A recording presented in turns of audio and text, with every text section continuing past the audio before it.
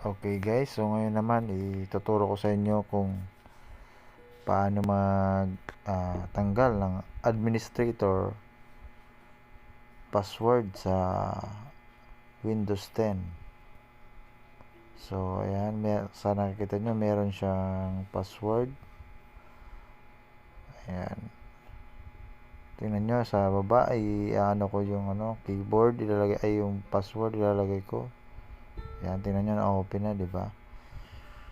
So ayan, sundan nyo lang ako kung paano ko siya ginawa. Ayan, click nyo yung Windows logo sa baba, tapos punta kayo ng administrator, click nyo, tapos change account settings, yan, click nyo yan. Tapos click nyo yung sign in option at punta kayo ng password, yung may susi, yan, click nyo yan, diba? May nakalagay na your account password is all set to log in into Windows. Ayan, click nyo yung change at ilagay nyo yung lumang password nyo na nakalagay. So ayan, nilagay nyo. So ayan, then next. Tapos dyan guys, napakadali lang nito, huwag nyo nang lagyan, skip nyo lang yan guys, huwag nyo nang lagyan yan. So ang gawin nyo lang para mawala na yung password, next nyo na, click nyo yung next.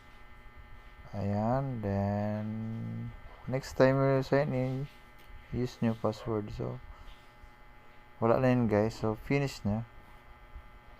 Ayan, tignan nyo, after nyo click yan, sabihin your account doesn't have a password, you must add password before you can use the other sign in option. So yun, wala na yun guys, no? Wala na yung password.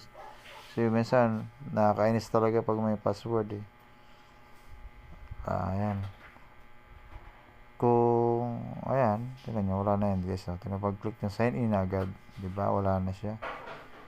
So para mas madali, kasi minsan yung mga pamilya natin, yung mga kapatid, kapag-anak, mga gagamit o ano. So pero kung gusto nyo na may password, pwede rin naman. So pinakita ko lang sa inyo guys kung paano siya tanggalin. Yun lang, salamat.